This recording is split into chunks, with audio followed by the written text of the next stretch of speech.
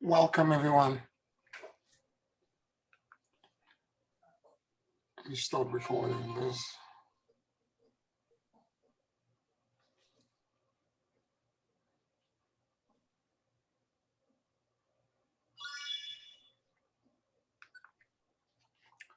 All right, everyone, welcome.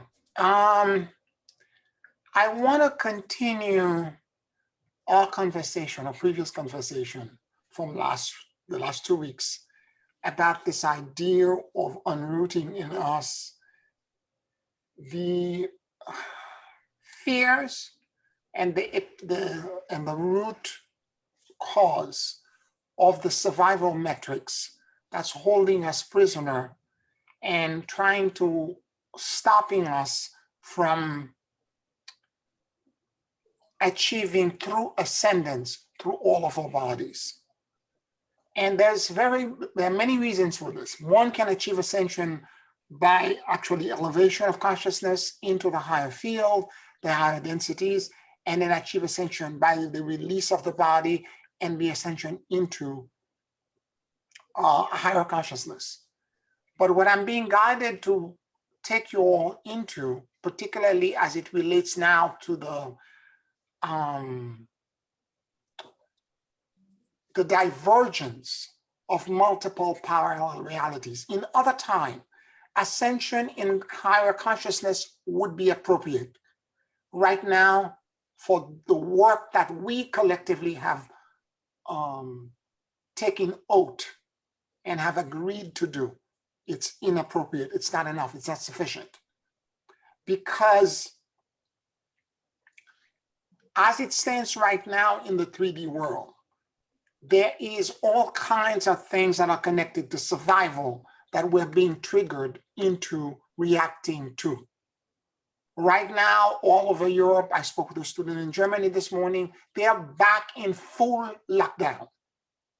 And I mean, you cannot go out except for essential reasons. Things are only open for a few hours a week. This is full lockdown because they are back to their third wave. Okay, and I know that England they were closed recently. Lockdown. I think they just started easing up in some regions the restrictions. I don't know what's going on, but what it is that. And if you look at the numbers that are coming out of Brazil, there are 3,000 people dying per day, right, with the coronavirus. So be giving all of that information. There is a tremendous amount of fear that is being generated. And the reasons, because what people do when facing with a crisis like this is that instead of actually figuring out exactly what's going on by going into the hard space and by trying to understand, we try to blame.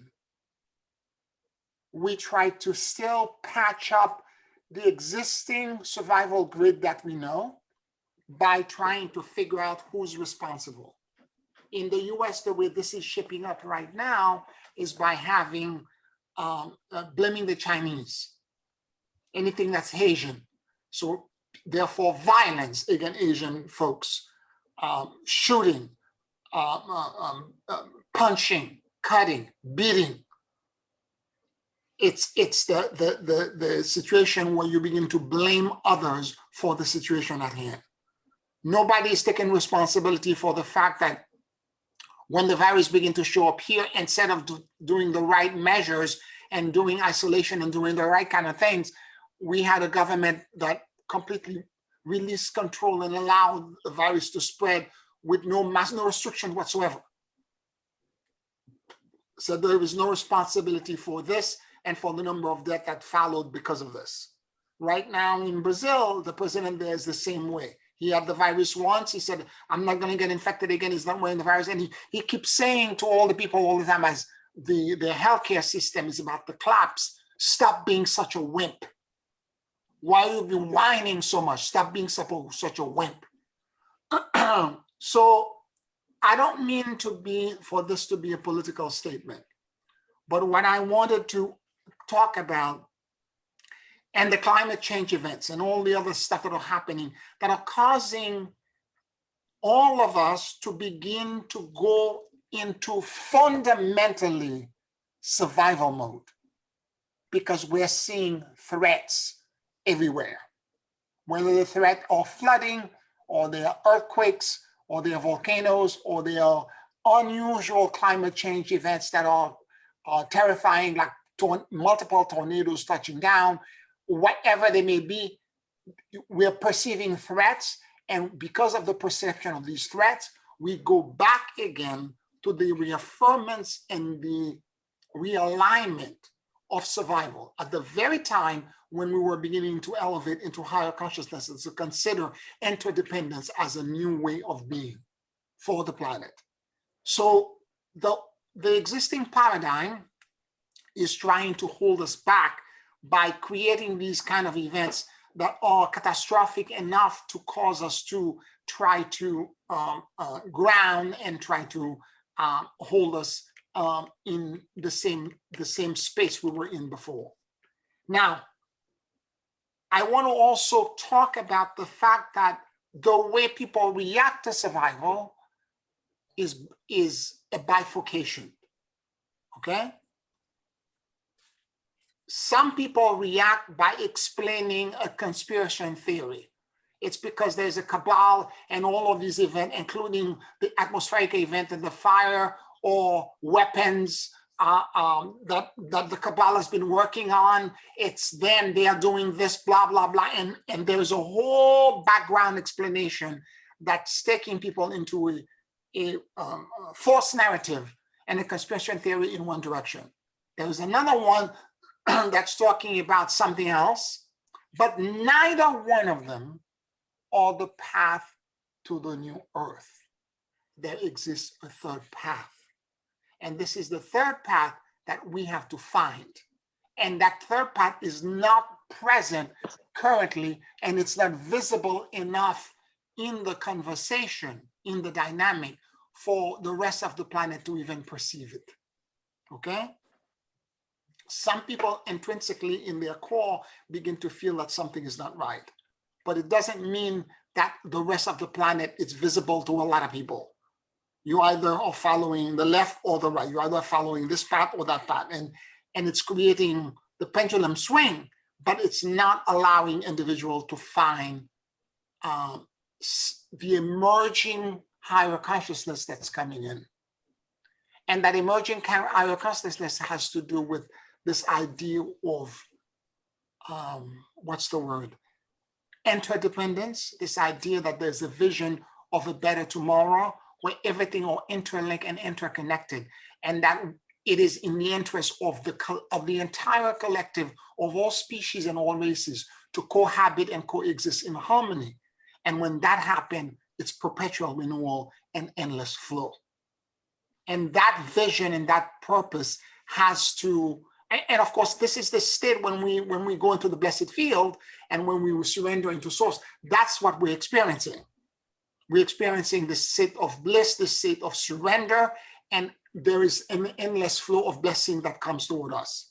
Now, in that state, if we were able to finally, and this is what Spirit is trying to guide me, this is why I'm saying ascendance and elevation and going into the higher realm and surrendering it into the blessed field, that could take you into a level of ascendance that's elevation of consciousness and release of the body.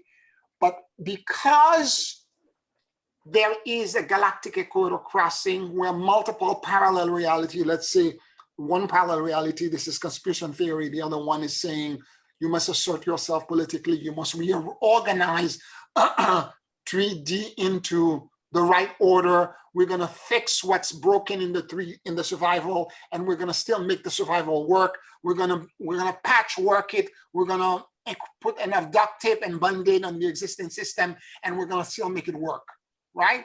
And then there's the other one that's saying conspiracy theory, it's all a lie, and somehow magically some savior will come in and will destroy everything, and I like QAnon, right? What I'm saying is that for the third path to show, And since there's going to be ultimately, when the galactic equator crossing is actually happening, there will be an actual divergence. The parallel realities will begin to split. What do I mean by this? I mean that right now, enough people believe in the false narrative and the fake beliefs. Enough of them believe it to have created, to have not only have a center for the centrifuge, which is what I call the nexus point, represented could be Trump or Bolsonaro in Brazil, people like him, like them, who are believing and who are pushing that narrative, who are very charismatic, they become the nexus point. So there could be a nexus point, and the nexus point will begin to gravitate and rotate in a form similar to what happened when gases are beginning to rotate in the universe, creating a centrifuge, a vortex, so that they can begin to create gravity, and that gravity can begin to create a small ball, and the small ball can begin to eventually create a planet, and the planet can ignite into a sun. Okay? That movement has this very specific term. It's and similarly, the same thing is happening with these symbolic leaders who are showing up. These symbolic leaders become the nexus point, the center of the centrifuge, and then and the term that's often used in science for the creation of planet, it's called an accretion disks, where things begin to rotate and the rotation begins to take form. It's like a tornado forming. It begins to rotate and it begins to form and it begins to take shape, and or hurricane forming. And as it begins, this is an accretion disk. So similarly, ideas and concepts about a new way of being, a new way of existing that can lead into a higher consciousness also create an accretion disk. And that accretion disk eventually will, if enough mass is accumulated, it will create a wave function collapse. That is, it will manifest fully formed, and it will begin to show and demonstrate to everybody, this is where I exist, and this is where I okay, Marjorie can get it. She doesn't have the Zoom. Give me a second. Let me send her the Zoom.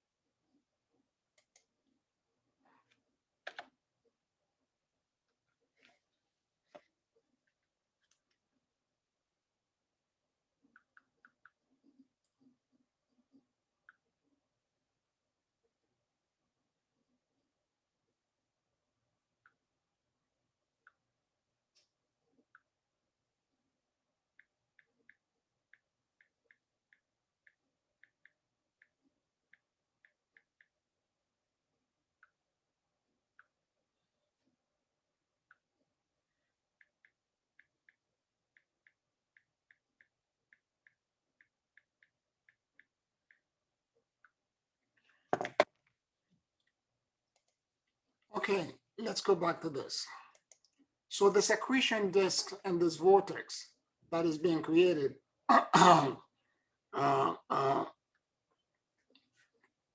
allow, like a tornado, like a twister forming, it eventually takes shape and people begin to see it, it becomes to become visible.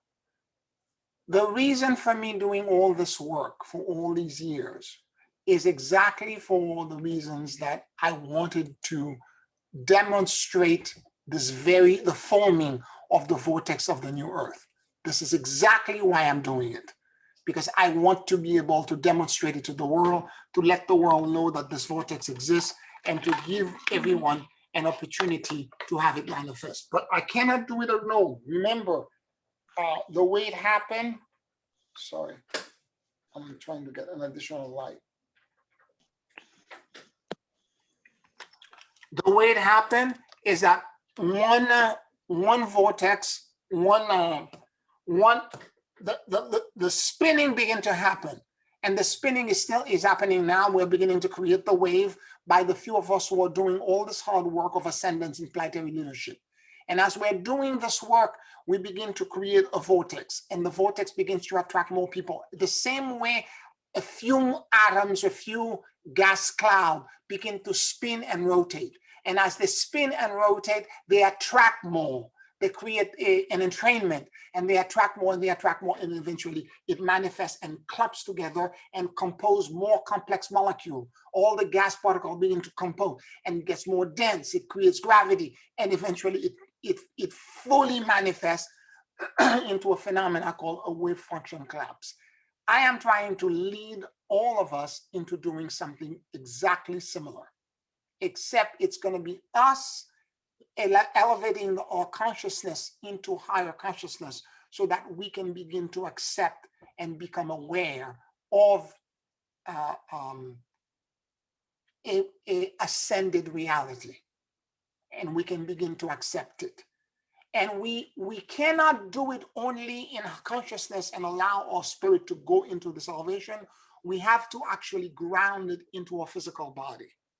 Because the idea and the reason we came here as star seeds is exactly to do this. To elevate in consciousness alone would not be enough. We need to bring it and liberate our own physical body into this ascension sequencing so that when the divergence, when the crossing of the galactic equator actually happens, when at the time of the crossing, you're being matched to the emotion that control most of your energy body. And I don't mean by that the intellectual, views that you have and what you profess yourself to be or what you identify yourself to be. I'm talking about what exists in your subconscious mind, what occupies most of your conscious mind. This is why I'm asking you to do the emotional intelligence work, to do the Dantien, to do the query, because at the time of the galactic equator crossing, if you have not done all of this, you may intellectually align yourself to light and align yourself to higher consciousness, but if in your subconscious mind, the survival is still there. And a lot of the survival, it's not just the experience you have in this lifetime in terms of hoarding, in terms of fight or flight, in terms of conquest, in terms of victimization, in terms of, more importantly, epigenetic memories that goes back since humanity existed. And where is that epigenetic memory is coming from? Lack. That's the big deal in survival. There's not enough resources. There's lack everywhere. That's what we perceive falsely. There's lack. And because there is lack, I have to do everything that I can to accumulate by holding. And if in your cellular structure, in your epigenetic, in your subconscious mind, this is what's grounded there, when the crossing happened, no matter how much meditation you have done, no matter how many times you connect to the blessed field and you think you're elevated and you think you're ascended, it will not happen. You will not go there. You will go to what matches what exists in your core. And I'm seeing a lot of people, a lot of so-called spiritual people, or even spiritual teachers that are giving people false hope. These are what I call false ascension path. They are not real, because it will not lead to real at the crossing, because the way the galactic equator light will scan you, it will scan your all of your bodies. And whatever the dominant energy or emotion or frequency is, it will match you to it.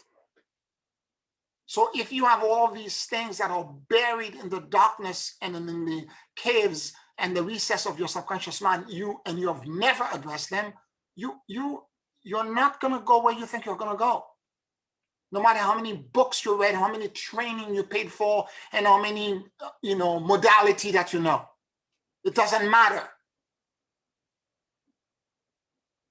This is where the rubber really meets the road. And it has to do with you doing the real work. And why are we doing the hard work ahead of everybody else? Because we are the way showers, we are the trailblazers, and we have to demonstrate that path for the rest of humanity. If the accretion disk is happening, we are the first vortex that's initiating the turn. We are literally the first molecules that are beginning to spin, that are beginning to say, okay, we're gonna go clockwise, let's all spin together. This is what we're doing. And we are trying to entrain everybody to demonstrate this. Okay, and we're doing this not only spiritually by going into the blessed field, but we're going to anchor it into a physical body by demonstrate the exact same sensation that you have when you're in the blessed field, when you're completely surrendered and you're completely at peace, when you're completely in a state of deep and profound connection to the miraculous and the instantaneous repair. This is the state of being your entire cellular structure need to exist in. And when you're in that state of awareness and all of your cells are in that state, you have grounded into you the frequency of the blessed field. And it now exists in your physical body. We all going to need to demonstrate this between now and 6.5 years when the galactic equator crossing happens. Sooner the better, because somebody has to take the lead. Somebody has to begin to demonstrate it. The only way you can teach others is by being the change yourself. We're going to have to demonstrate it to the world.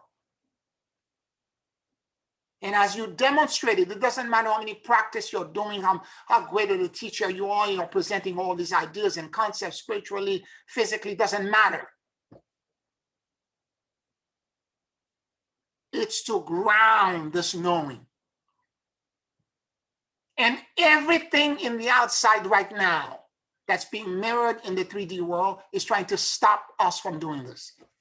And that energy that's trying to stop us from doing this, that's the resistance. I spoke last week about the shame, about the fact that this resistance is codenamed in the Kabbalah Satan, not the devil with the horn, the tail, and the pitchfork, but a force that was created at the moment where the receiver realized that it made a mistake and asked the giver, come back and restore everything.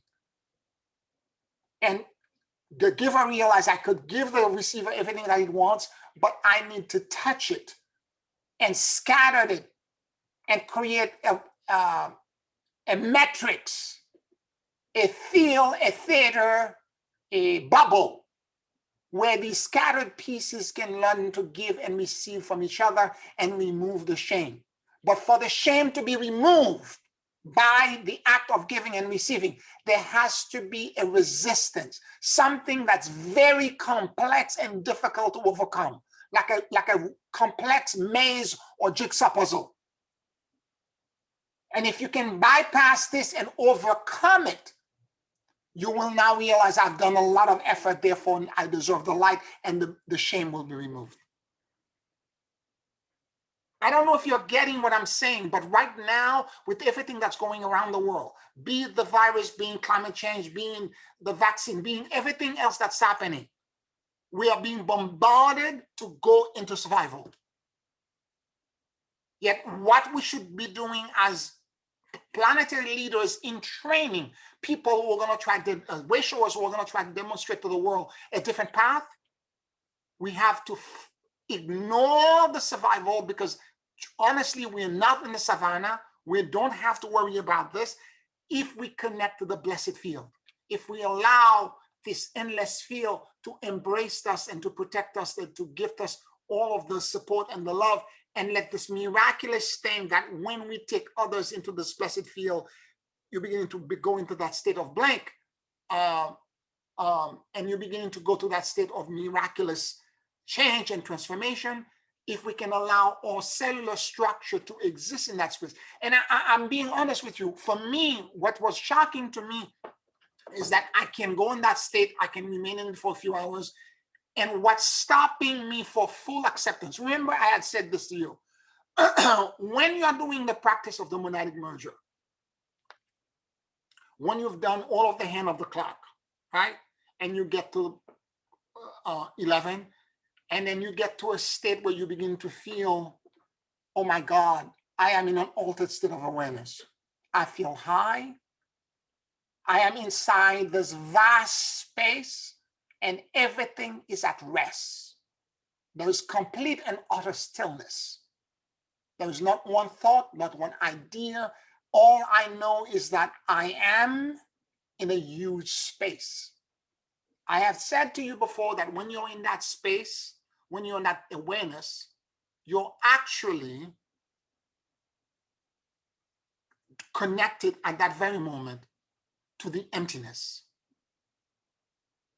And the only thing that you need to do to hold that permanent state is for you to recognize that the vast space now, because that emptiness is God, that vast space, that altered state of consciousness where you're not sure if you're sleeping or if you're awake because everything is in complete rest. That state of awareness, that weird state of awareness, is a form of non-existence. In the Kabbalah, beyond Kether, it is called the veil of negative existence. Now, that state of being, as altered and as strange as it may be, is God. You're conversing at that moment with God and you're communicating with God. Here is the leap that I am still struggling to make, and the leap that all of you are struggling to make. In the Tibetan Book of the Dead, every time you see the luminosity, the first thing that they said, recognize that the light is you. The problem is that when I go into that space, I am still separated from the space. That's the problem. Okay? I don't see the space as me. I see myself as being separated from it. Until I can get into a place of acceptance that this entire space is actually me, and that every cell in my body is in that space, and that space is us, I will not fully ground in me in the 3D reality, this ascendant knowing. Any questions, any comments?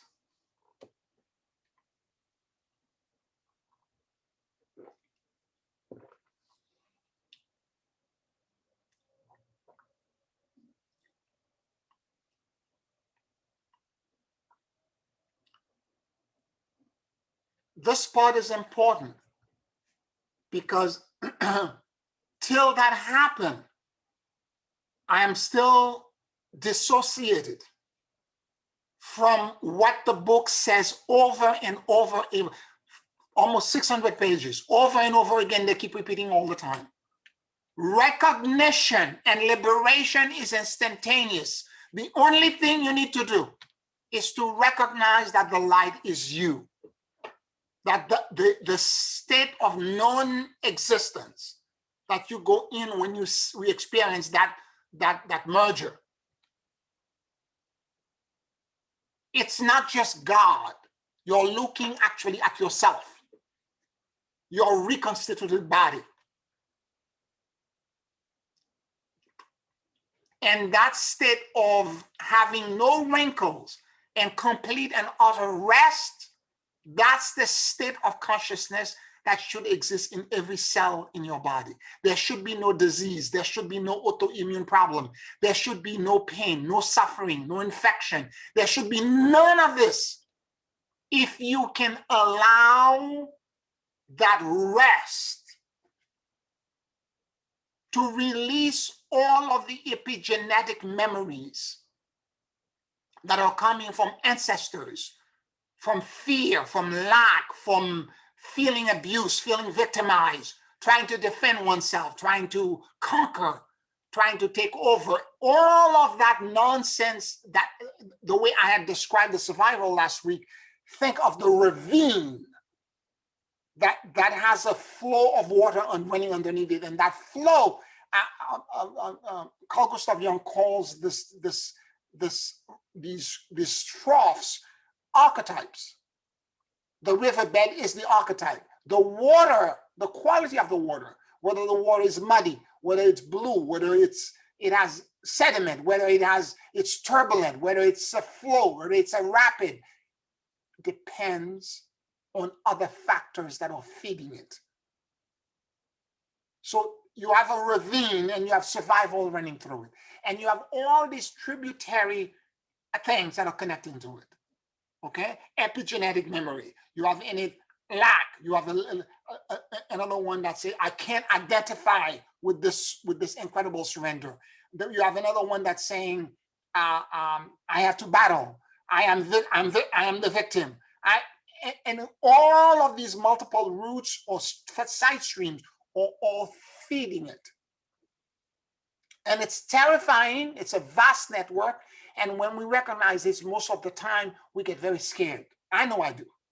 Because I'm looking at it and I'm going like, this thing is going to take me multiple lifetimes to undo. I'm gonna have to hire Master Dracul privately to do coffee metrics removal for me for now until the end of eternity to be able to unroot all of these things. And more to the point, some of it cannot be undone by coffee metrics removal because they are not just programmed. They are false identities.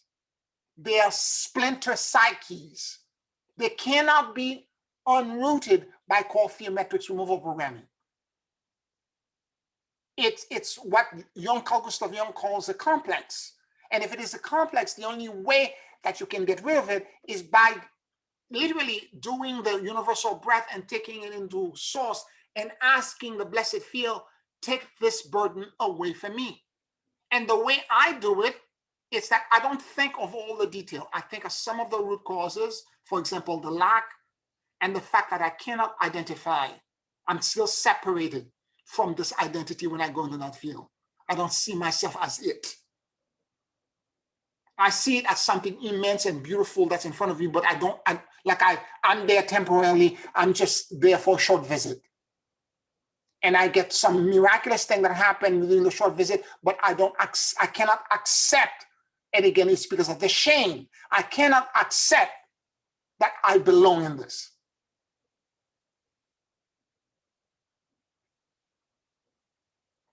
Thus, you're creating lack all the time because you think there is you're not in this. No abundance can flow toward you. And I mean abundance of health, abundance of money, abundance of instantaneous opportunities.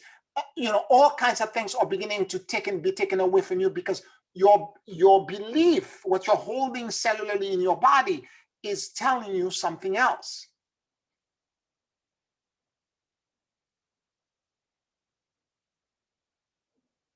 So the idea is to find a way to constantly go into the blessed field. And the way I do it, I think of the entire grid. I'm not thinking specifically of one or two things and enumerating. Please remove this for me and that for me and that and that and that. I'm thinking of the whole grid, survival and the cloaking, the invisibility, all of the things that are holding me from being my God and ascended self, from connecting to true perpetual renewal and vitality, whatever it is that's in there, including the lack, the separation consciousness, all of it. I am asking this blessed field to remove this burden from me. So when I say I release all attachments, fears, and specifically all these fears that I just enumerated, and all the control that I'm trying to do to keep myself from surviving. Because I don't need to control anything. I don't need to survive because I am immortal already. You need to survive if you're mortal and you're going to die. If you're an immortal being and you've always been and you've always existed, you don't need to survive. The Tibetan Book of the Dead is so clear, keeps saying all the time, when you meet this demon when you're dealing with the wrathful deity and they seem to pull your body apart and devour you and eat you, whatever, you cannot die. For what you are is a mental body of unconscious tendency and therefore emptiness. And what just tried to devour you is also emptiness. And emptiness cannot harm emptiness.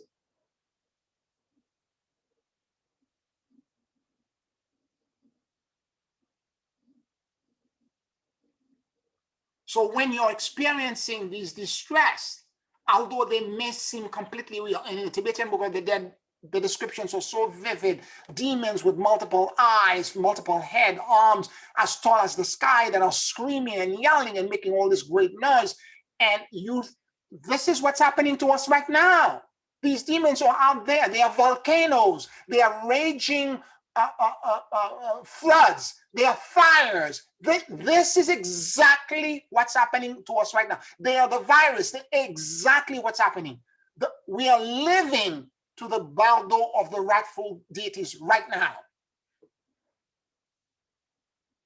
And in the Tibetan Book of the Dead, over and over again, it keeps saying all the time, if you can recognize that all the things that are outside of you that are scaring you right now are a projection from your mind.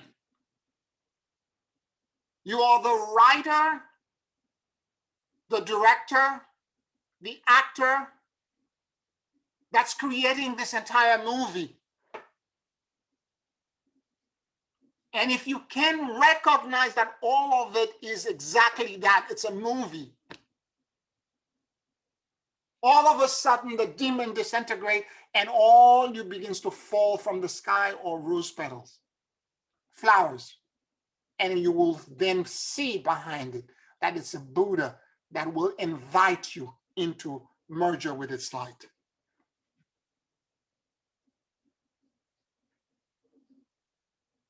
All of these outside events that are distressing us, I'm telling you, all of these things that are happening right now, how terrifying they are. People are getting kidnapped. Chinese are getting shot. Asians are getting shot all over the United States. Black Lives Matter issue. All of them are the demons of the wrathful deity from the Bible. They're exactly that.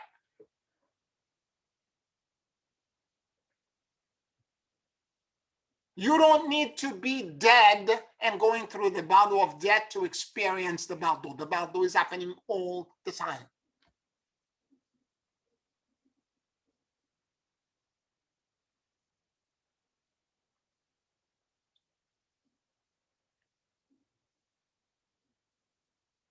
Any questions, any comments?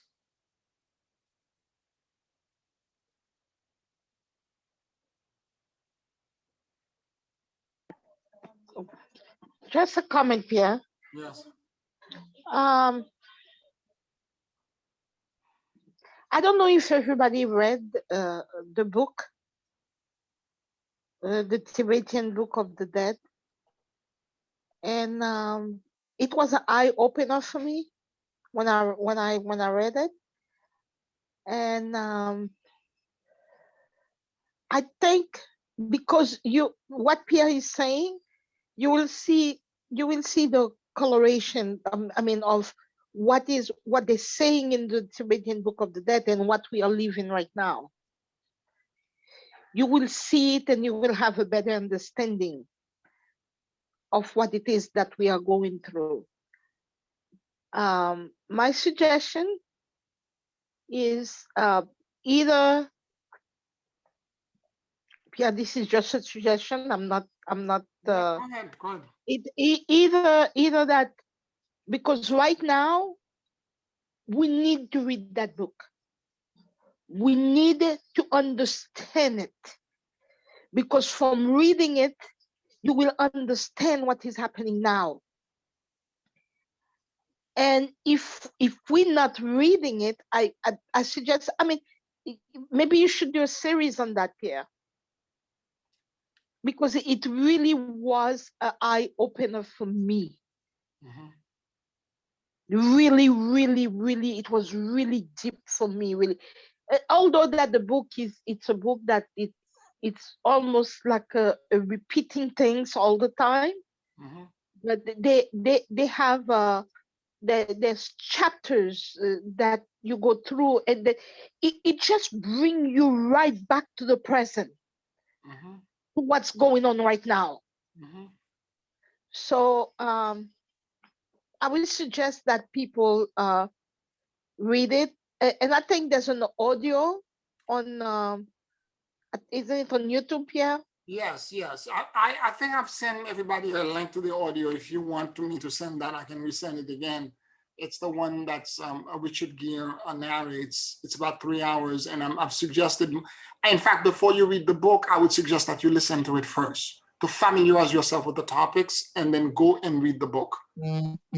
I highly recommend it as well. I've spoken about this book over and over again over the past year and a half, since I've begun to see what's happening around the world, because it was, and I've been thinking about this book for 6 years now.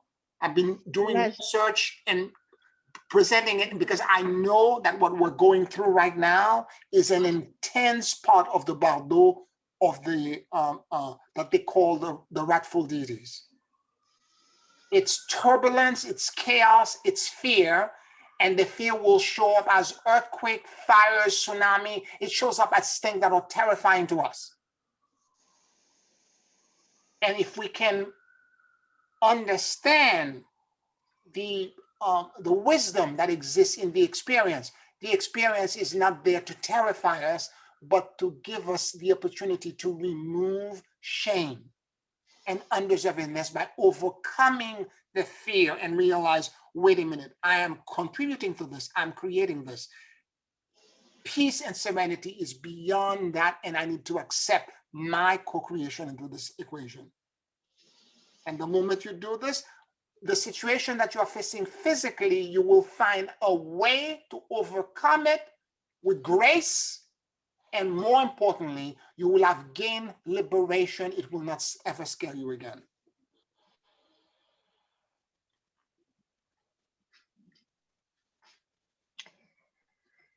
Yeah. Any other questions or comments?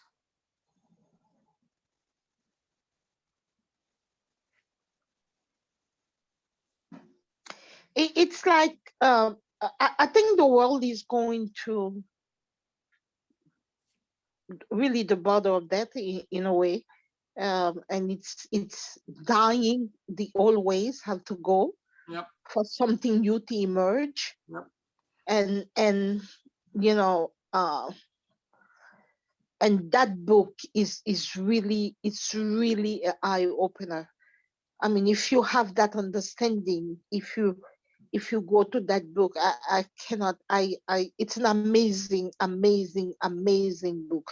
It's not easy to read, like I said. It's not an easy book, but if you keep at it, I mean, it will blow your mind. It will blow your mind. It blew my mind anyway. Yep. All right, I think I said enough. Thank you, Margie.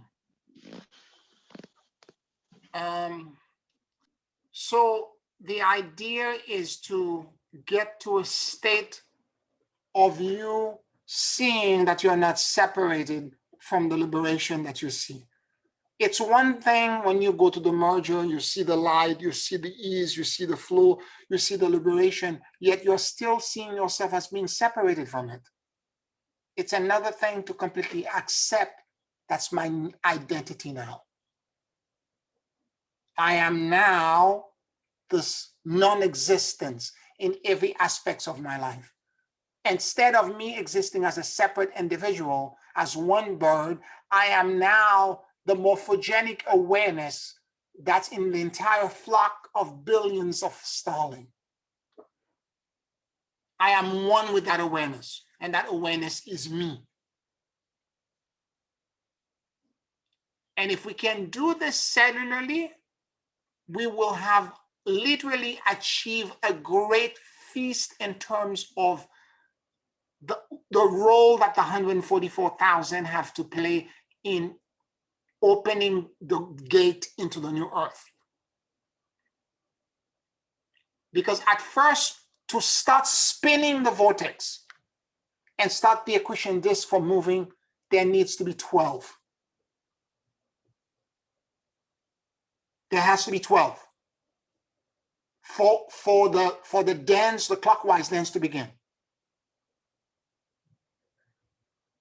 And the 12 can become 13, the 13 can be 14. And as this happens, the vortex begins to increase and more pieces begin to fall in. And before you know it, if you have 144,000, we will demonstrate to the world that there is a different choice, that you can accept this ease and this luminosity as a new identity. But the first few people to do it, it will be extremely difficult. And that's the difficulty we are all going through right now.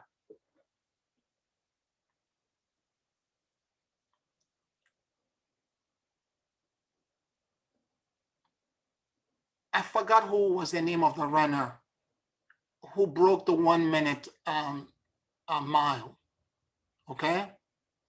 Right before he did it, everyone thought it was an impossible thing. No one could run that fast. It was an Olympic, I think Hitler was there around the time, this is so long ago it was, in Germany, and the early part of the Third Reich. He broke it, and he was black. He broke it, it did it. And 2 weeks later, 3 other people broke the record as well. You just need one person to demonstrate it.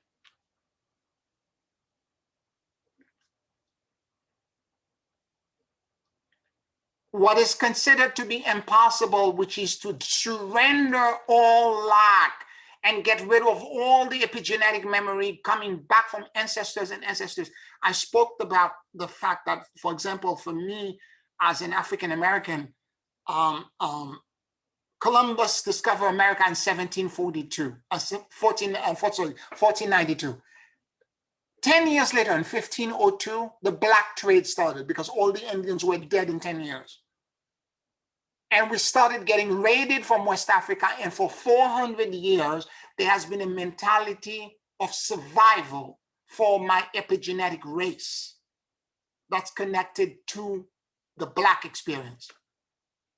It's deeply rooted and deeply seated. And I'm going to give you a very simple example, okay?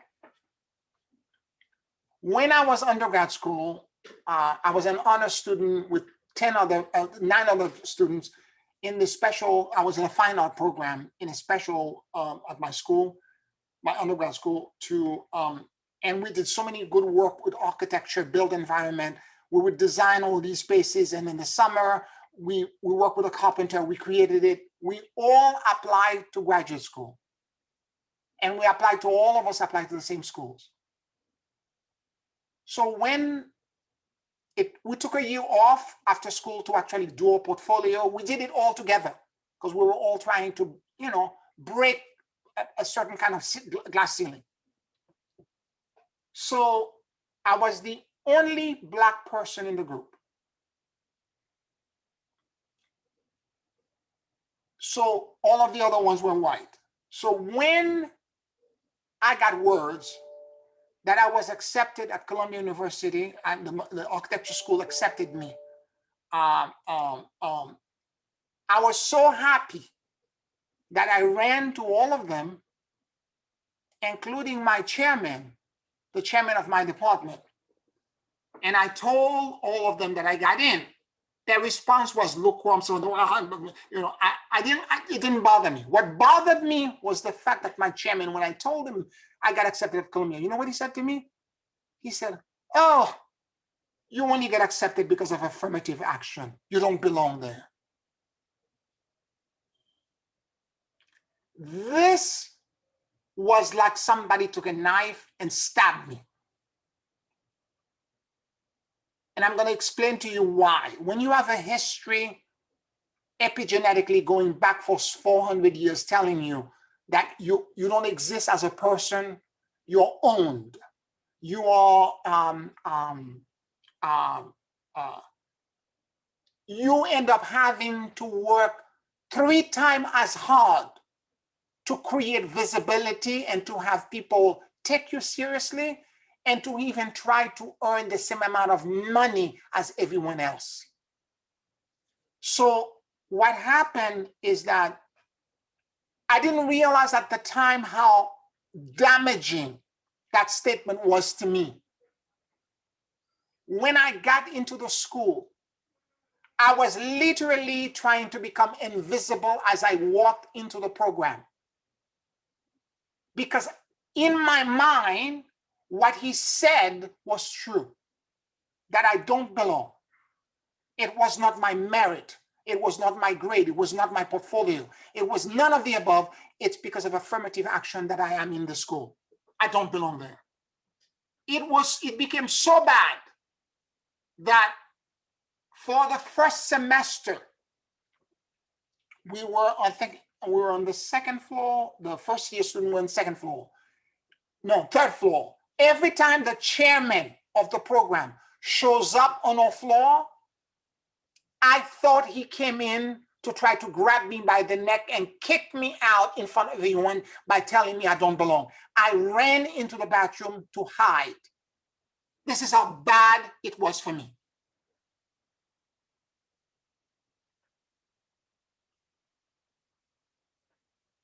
I realized soon after that this was not true. I mean, by the second semester, I realized that I had valid idea. I overcame the fear. But it took me a long time to forget this. That it was his own racist perception of me that caused him to say what he said to me, to marginalize me. And this really, this is it. I mean, literally, I had to go visit the place because they've given me an appointment. I have to go do this. I have to go to financial aid. I have to look at my program. This is what you're going to do. I have to go for orientation. Every time I came there, I was like, I'm here, but I'm not here. Because I'm expecting at any moment they say, joke on you, you don't belong here. Get the hell out of here.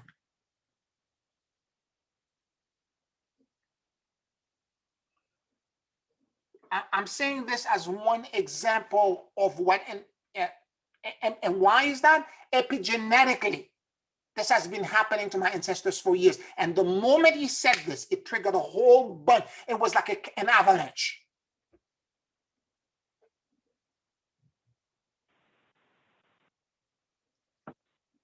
Any questions, any comments? Pierre, I have a comment.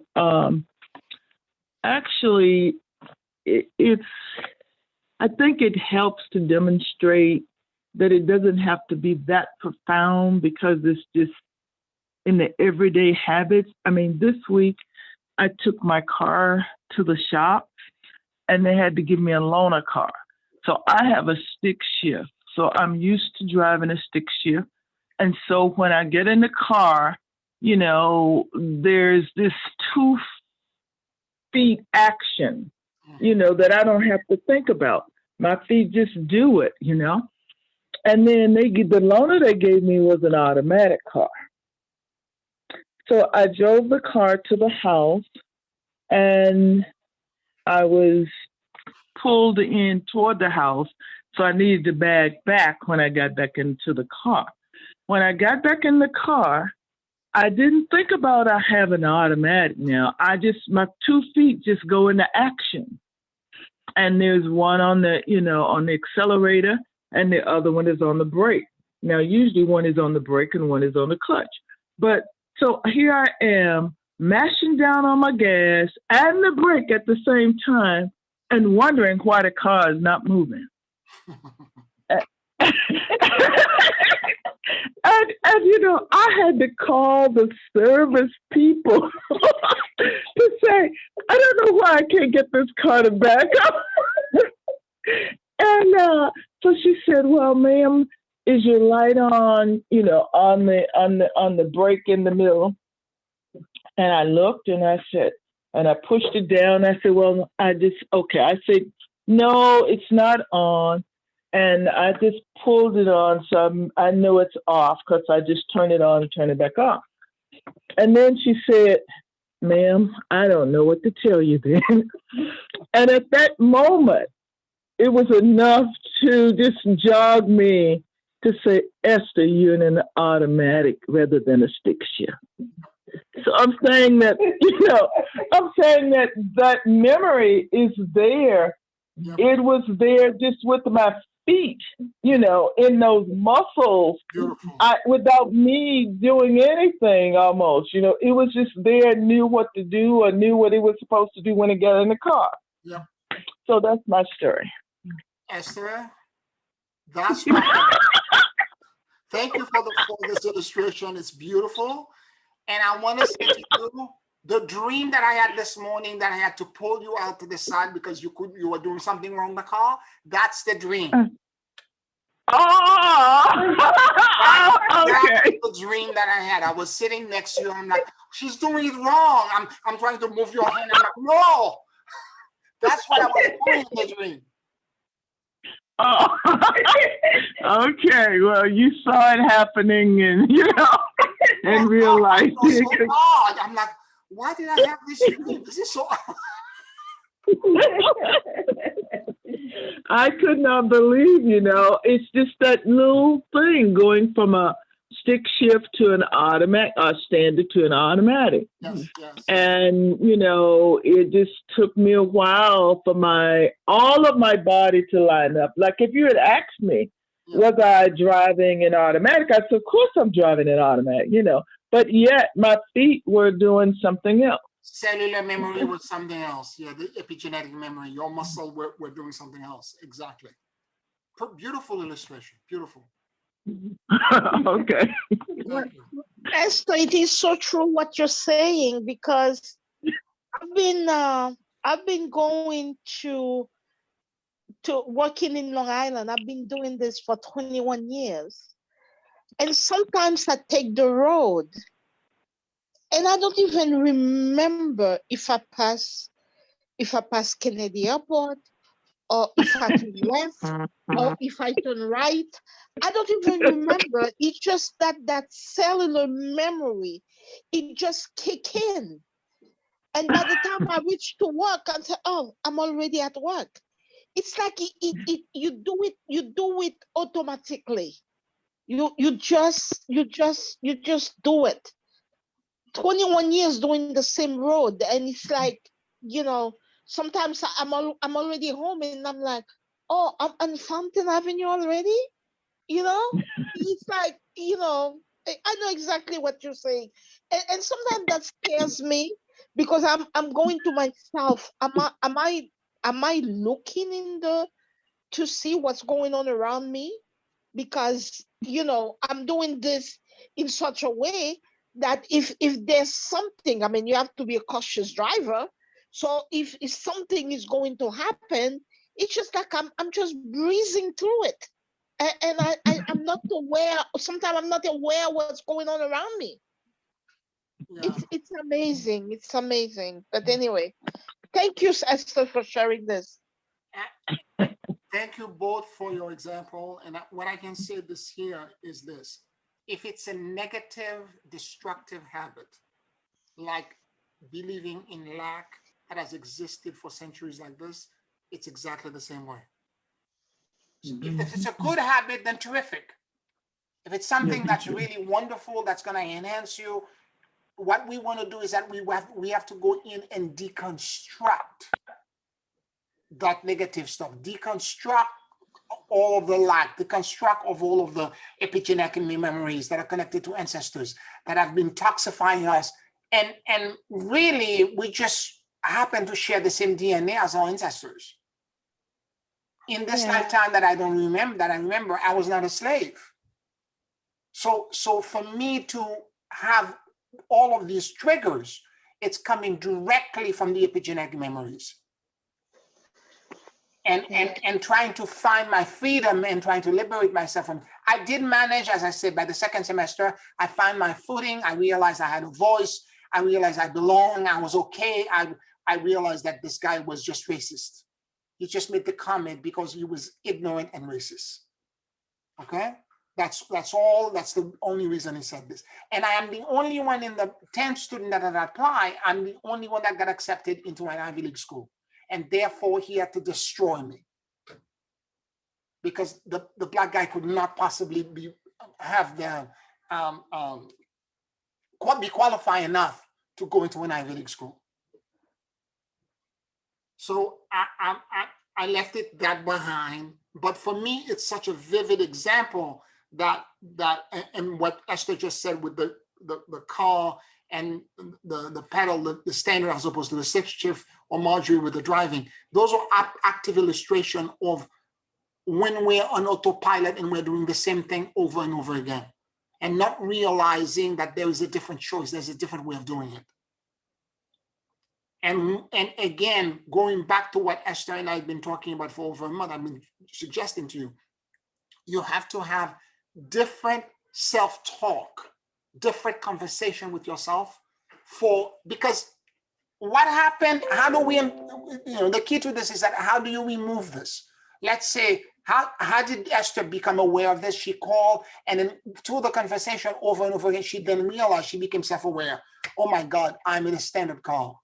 I have to pay attention differently, right? So what I'm saying is this.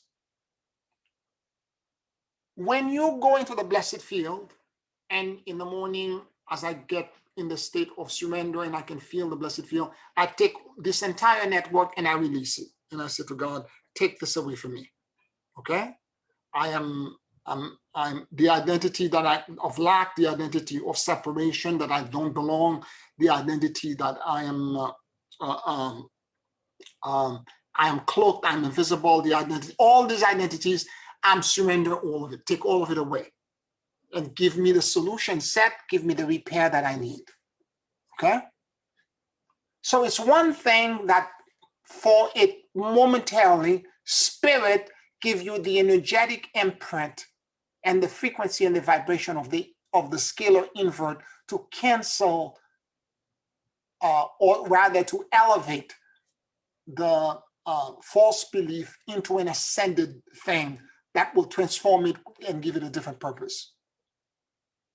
But if I go back with my habits and I go back again to the old pattern, I go back again thinking that people are going to be racist against me. As a black man, I will always have this kind of experience. This thing will always happen. Or I will always be a victim.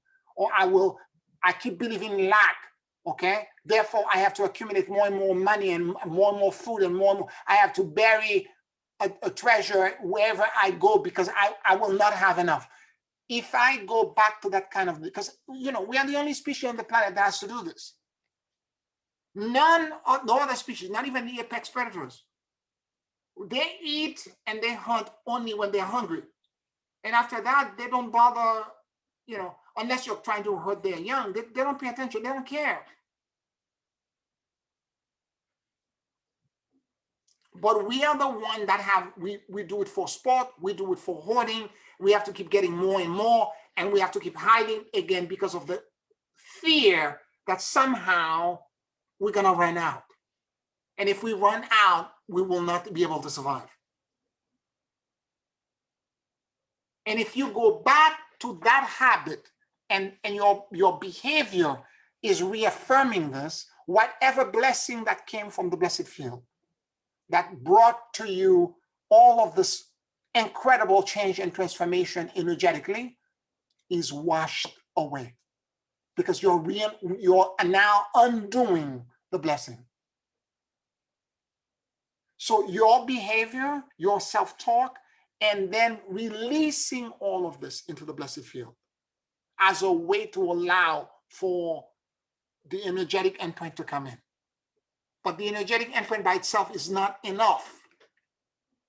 Like Esther says, you have to catch yourself and realize awaken and say, no, I'm applying a different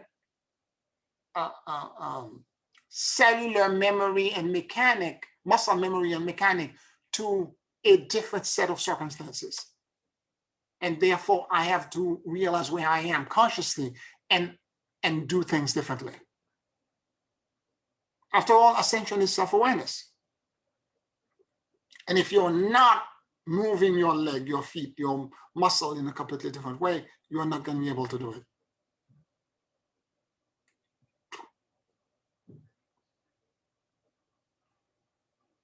Any questions, any comments?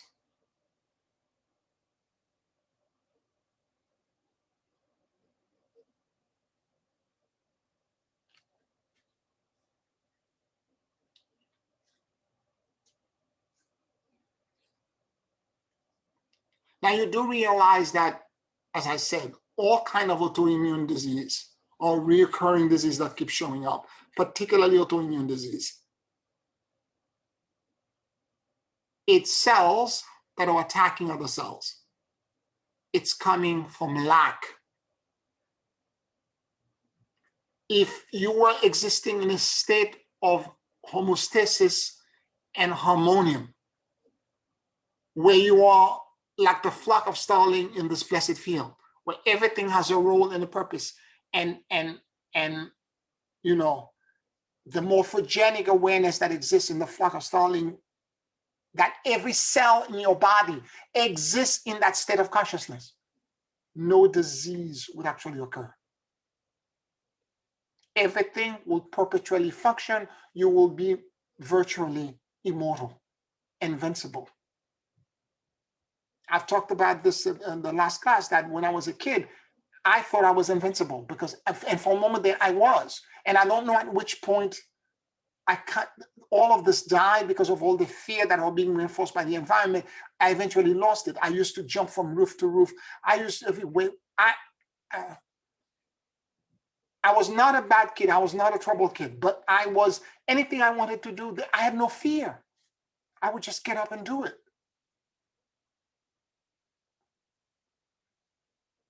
I remember one time a group of friends of mine wanted to go into the sewers.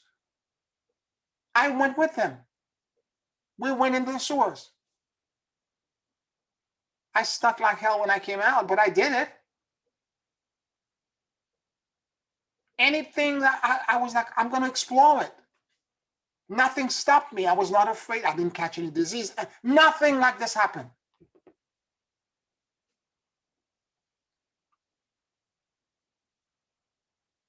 There was an exuberance of energy and power in me. There was an exuberance that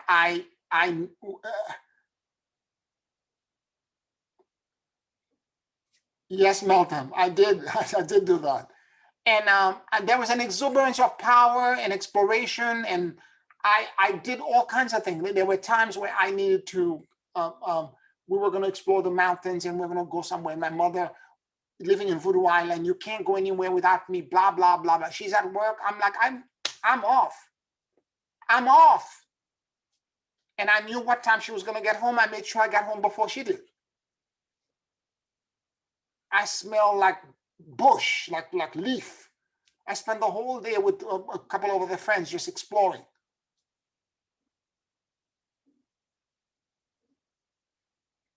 So it's important for us to understand that.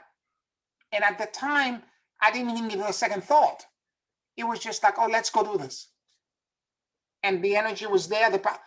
I spoke about the fact that I used to rollerblade up to about maybe 10 years ago.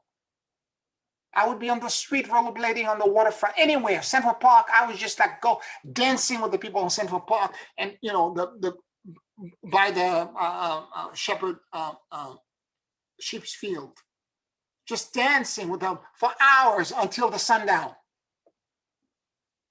I was carrying on. I had all this exuberance and this, and you're asking yourself, what A happened? friend of mine one day saw you by the waterfront in a car. She was in a car. Who said, who And saw she me? saw, a friend of mine, I don't know if he joined that, but a friend of mine came to me and said, I saw Pierre on the road with the rollerblade. Yeah. I was there all the time, all the time. I would get out from work, particularly during the summer when the sunset is not till 8:30 on almost 9 o'clock. The moment I got off of work, I put my rollerblade on. I went out to the waterfront, and all my friends, I had met a whole bunch of people. We were there till sundown, dancing, music, carrying on, jumping, hurdling, And so, Same here, Pierre. exactly. I was able to go shopping. I remember you with your rollerblade. I Remember me? remember. Yeah. And you're thinking to yourself, what happened then? Why am I Oh so my God, fearful? seriously. Why is it that I'm so restricting myself and I can't do boo without me thinking I'm going to break something and Exactly. It's crazy. something What is going to happened to happen. us? Yeah, something is going to happen to me. Crazy. Again, it's a different inner conversation. And we can reverse this. There's no reason why that state of being we're in is, because at the rate we're going, there's going to be a point where I will live in a mausoleum. I will not allow myself to go out. This makes no sense.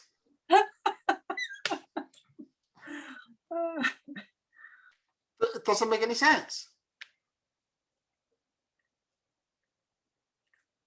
Any other questions? Any comments?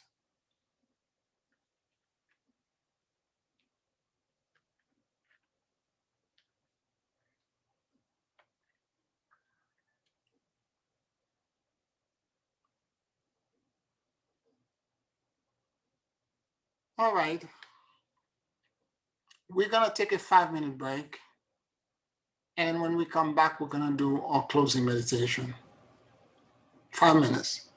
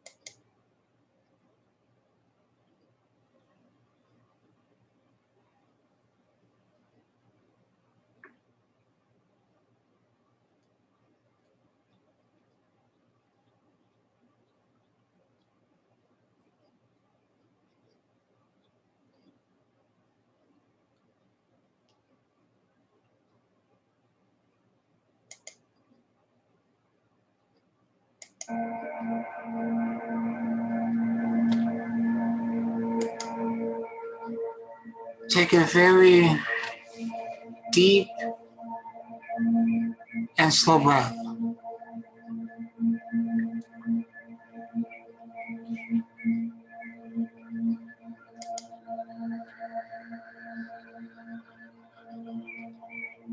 And as you inhale and exhale deeply and slowly,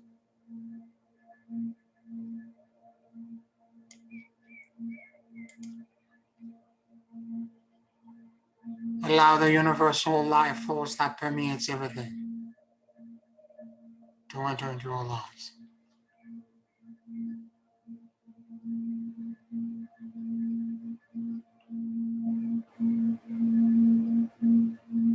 Keep breathing deeply and slowly.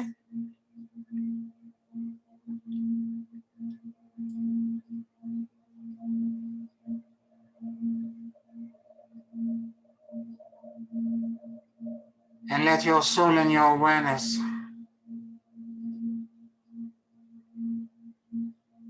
drop in the middle of your chest.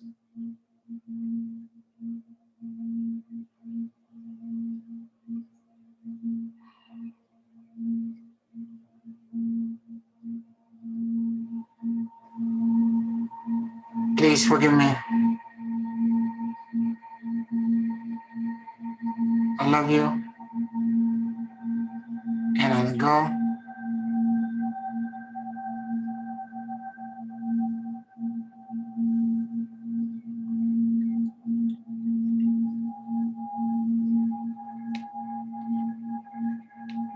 Please forgive me. I love you. And I let go.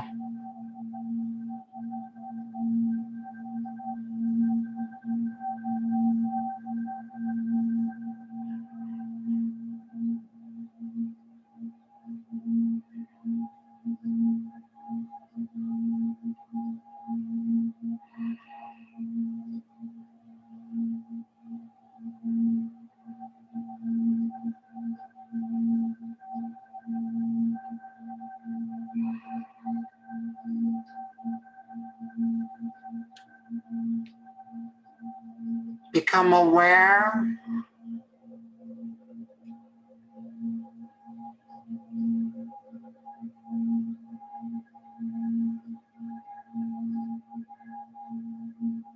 that your entire consciousness is now residing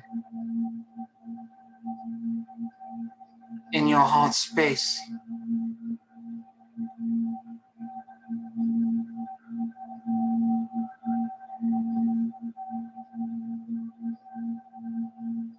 And as you keep breathing in deeply and slowly,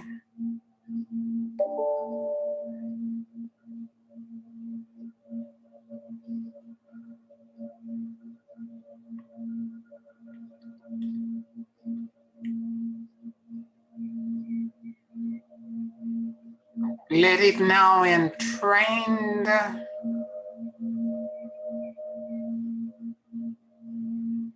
your mind and all the neuron net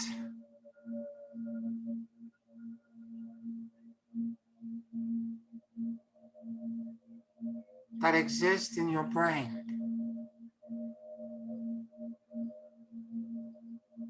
Into a state of coherence.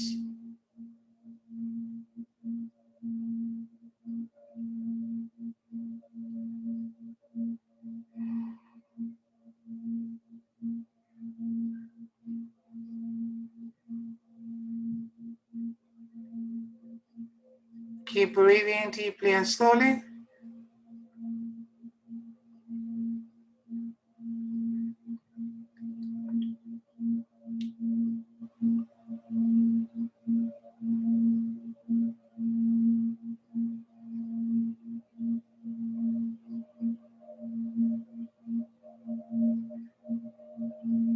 And realize that you can perceive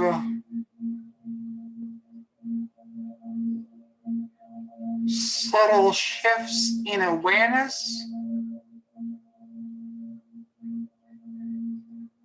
expansion in perceptions,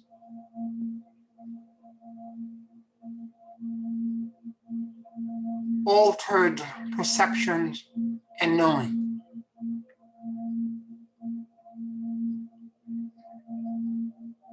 all around you, 360 degrees.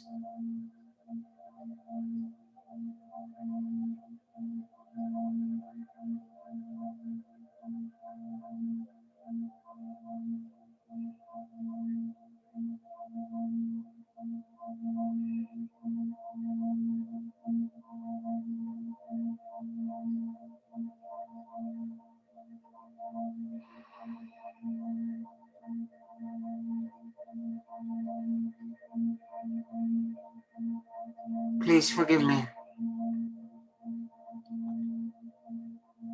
I love you. And I let go.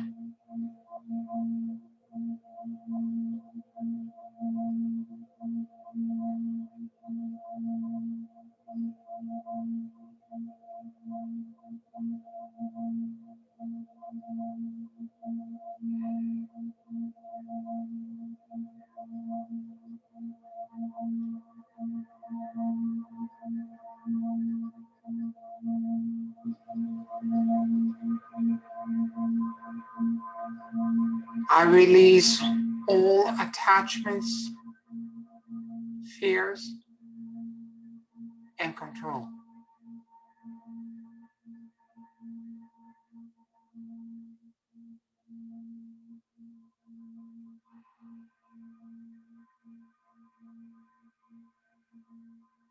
And I surrender to the great emptiness.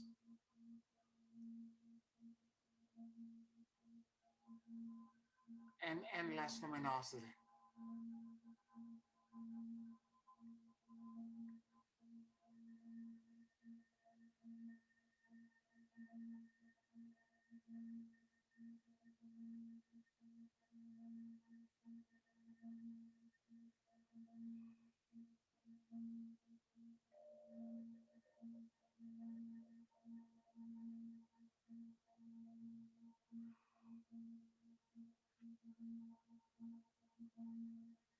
I release all attachments, fears, and control.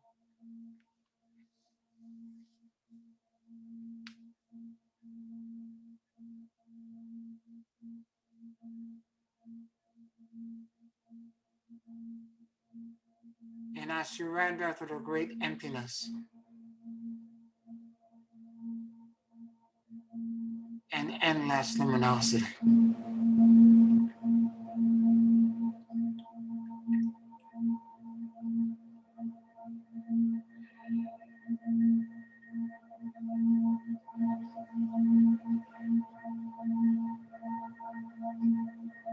I release all attachments and fears of survival.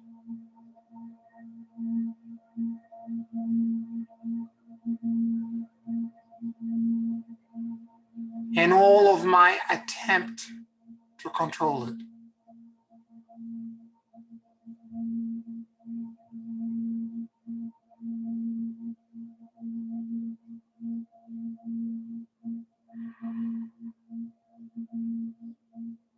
And I surrender to the great emptiness.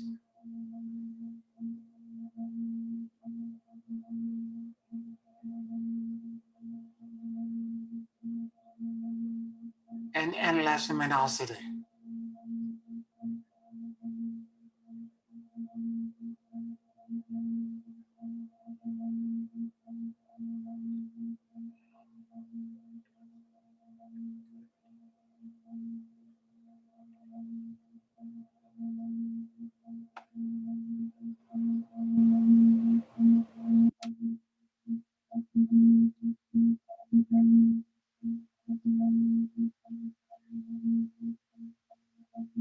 I release all attachments and fears of being visible.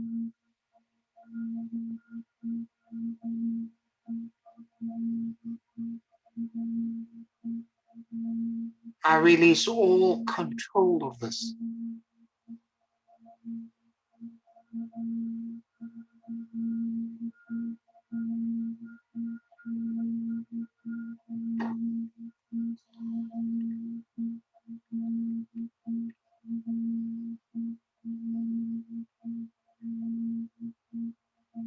And I surrender to the great emptiness.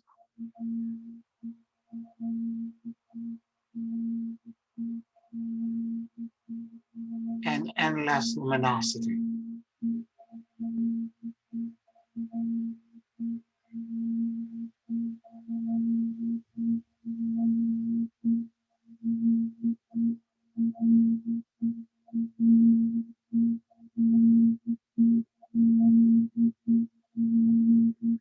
I release all attachments and fears that creates attack,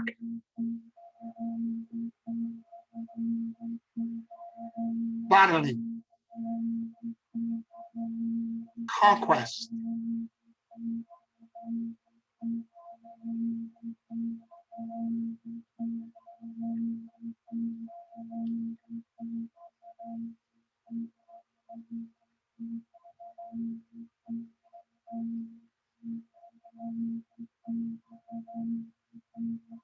And I surrender to the great emptiness.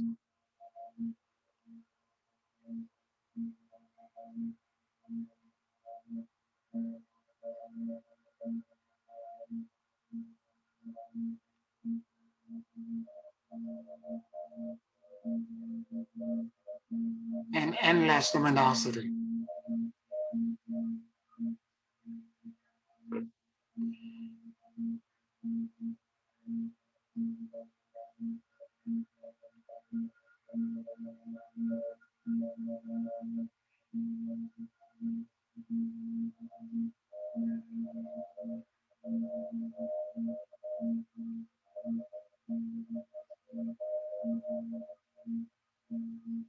I release all attachments, fears,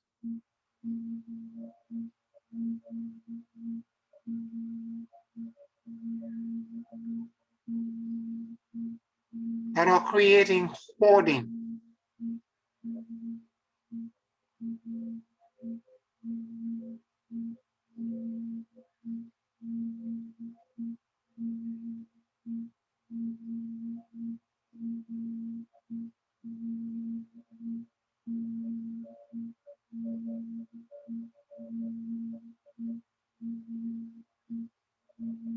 And I surrender to the great emptiness.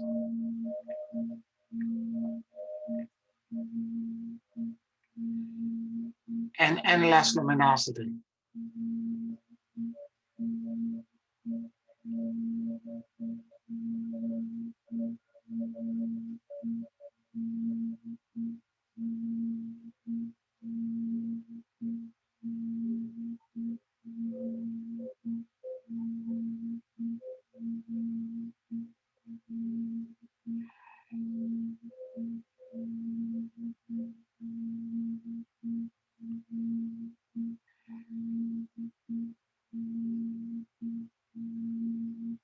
I surrender all attachments and fear of lack,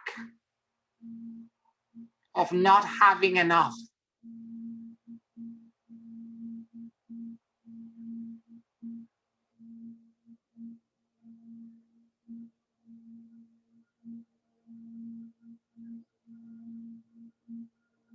Enough financial resources, enough health,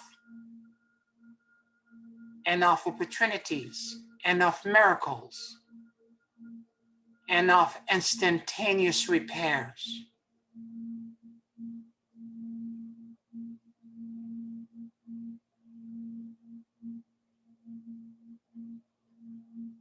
I surrender all of this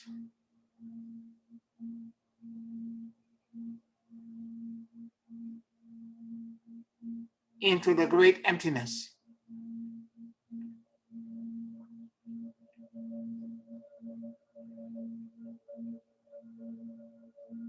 And endless luminosity.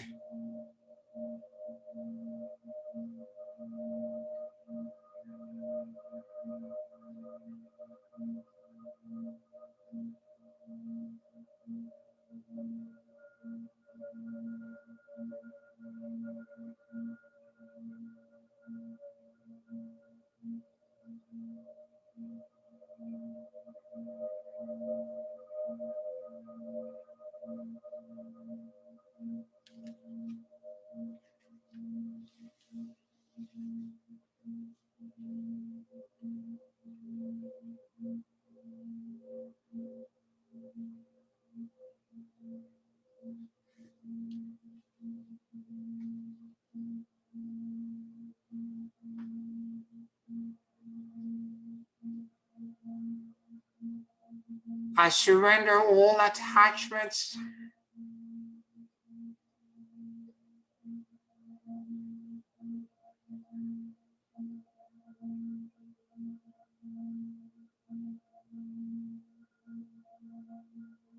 and fears of separation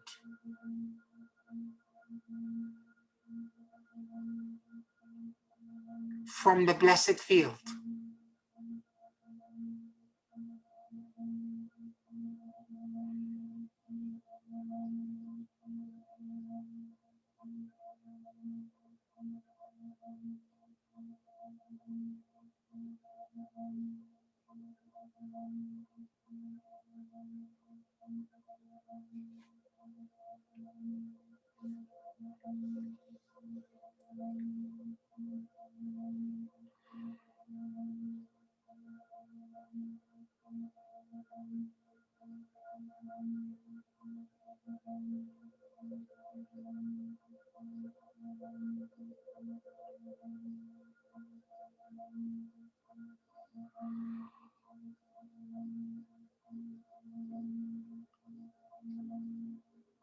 And I surrender to the great emptiness.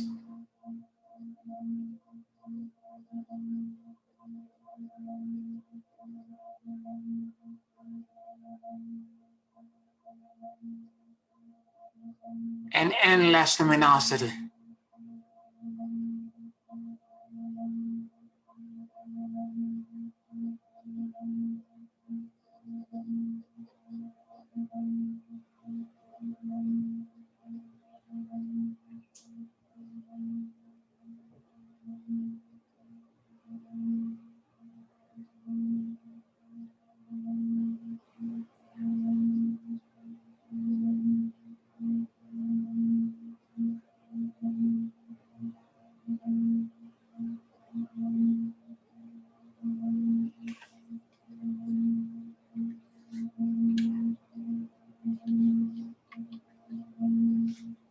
I release all attachments, fears,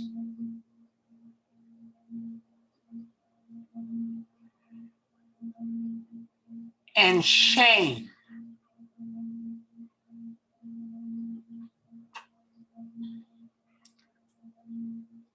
that are keeping me separated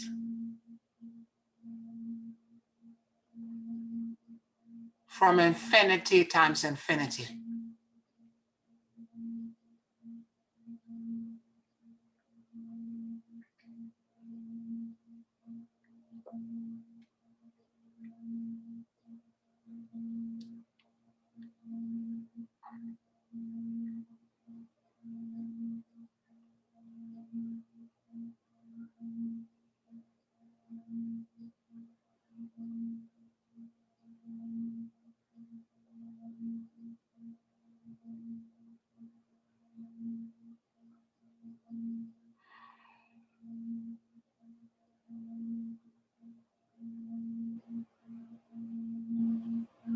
And I surrender to the great emptiness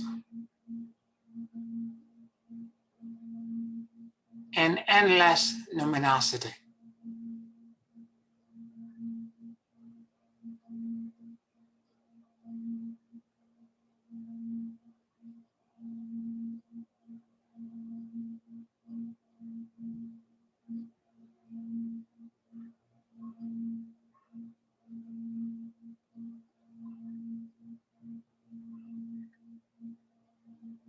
May the scalar invert frequency, vibration, healing, and instantaneous repair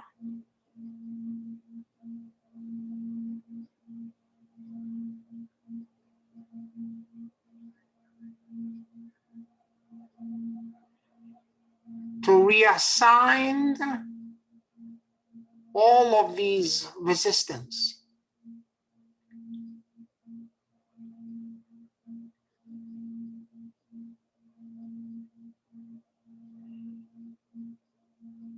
Into an elevated perception.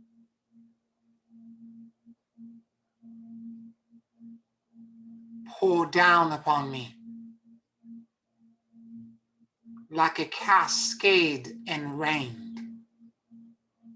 of endless blessings.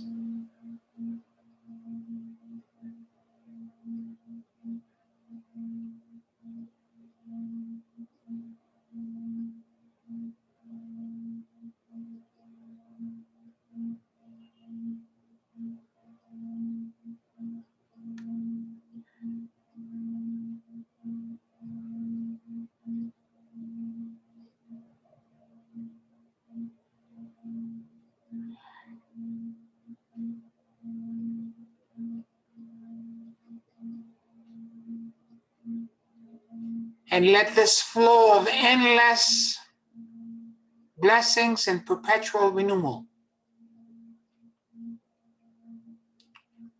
ground a frequency of liberation and freedom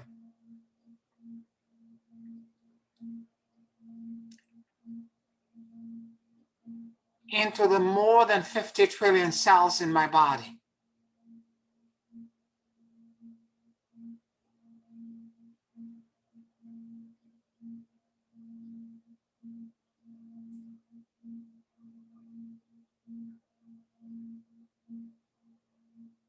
And let all epigenetic memories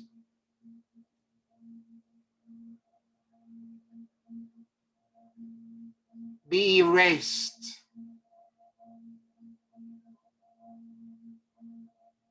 nullified, canceled, and transmuted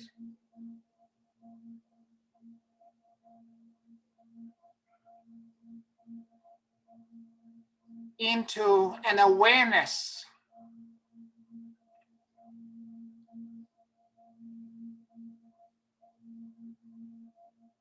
of the interdependence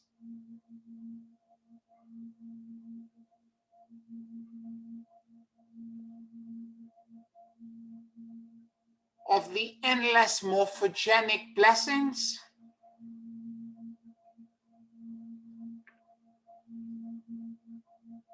grounded cellularly.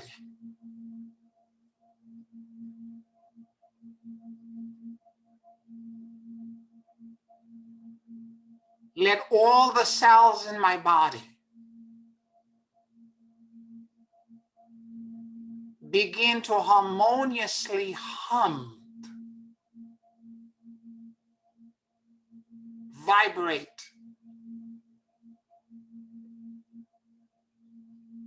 to the key frequency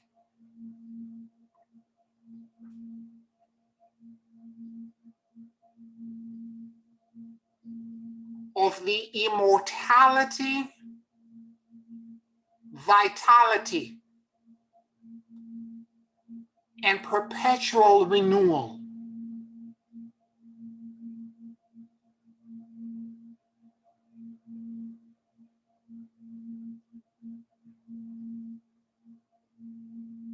Note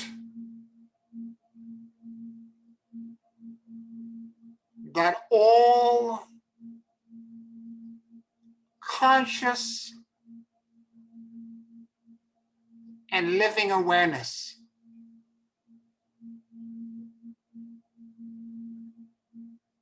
share, communicate,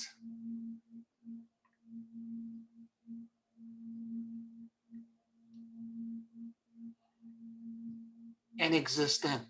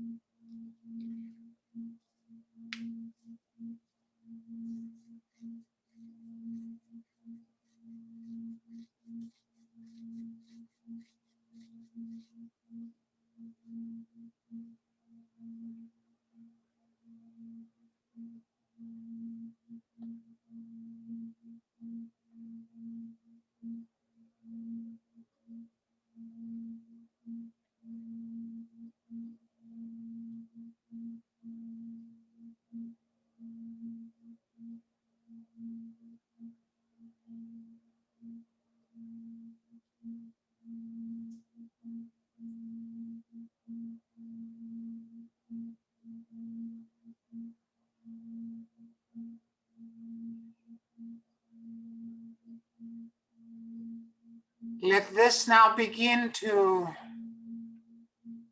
ignite the biophoton, allowing the phoenix to rise.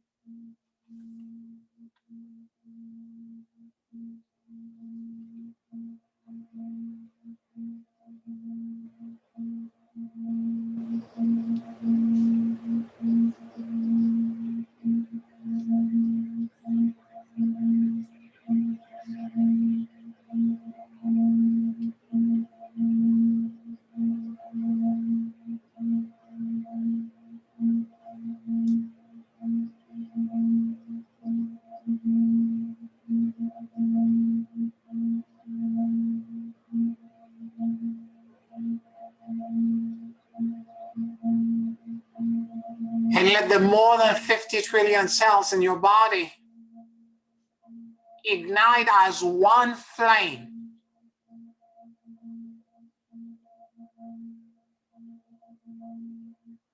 Connecting them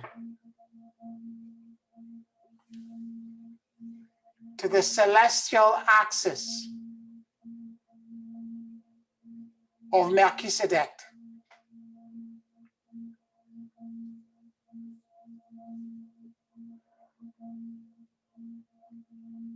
The celestial axis around which the entire universe rotates.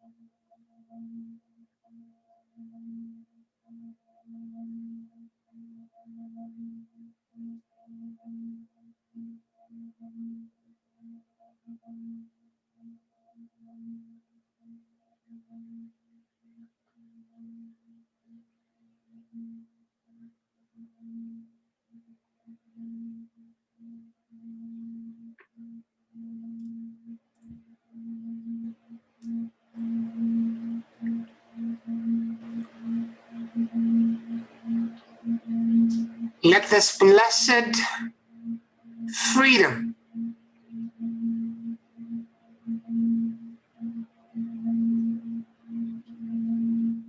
expansion and cellular alignment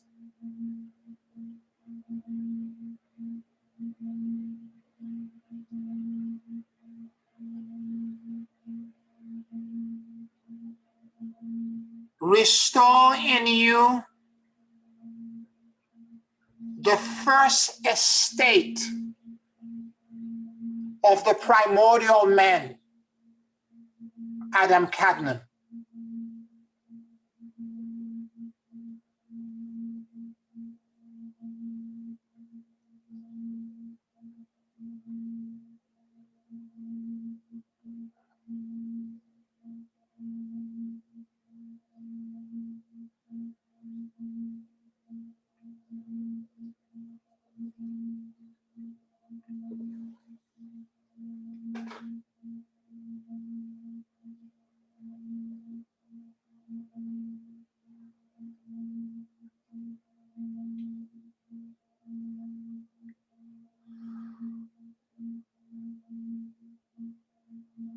Let all alteration, change, and fundamental instantaneous repairs that needs to happen in my DNA to ground this expansion, elevation, and knowing, and manifest it into the physical world.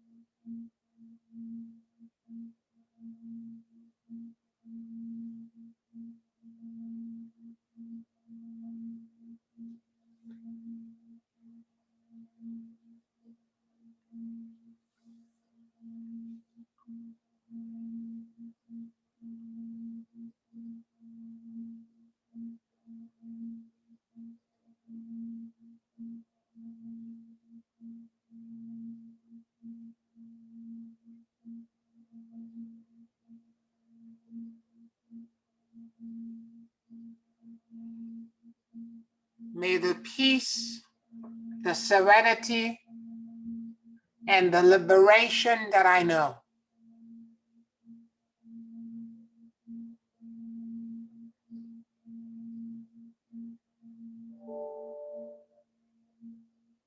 pass on to everyone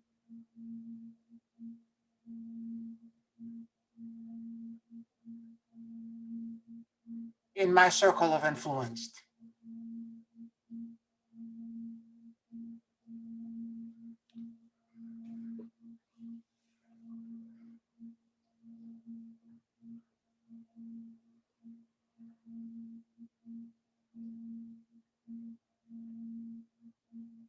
Hosanna into the highest.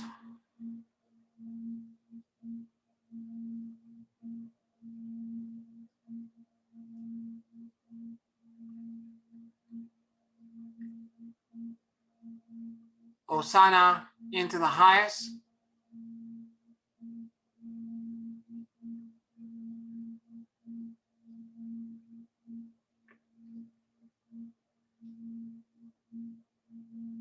Hosanna into the highest.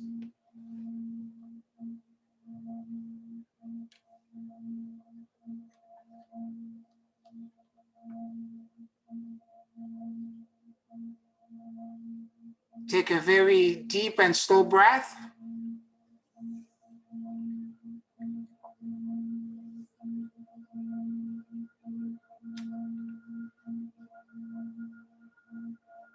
And whenever you feel ready,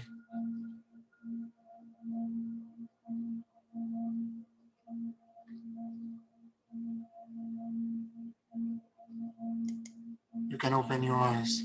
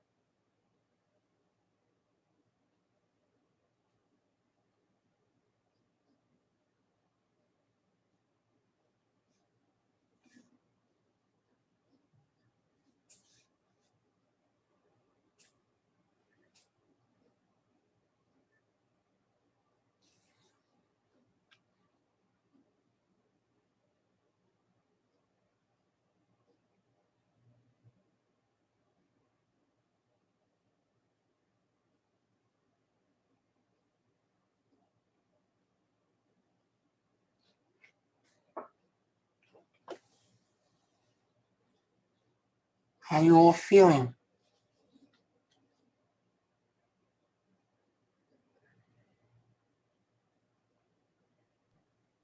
Thank you, Pierre.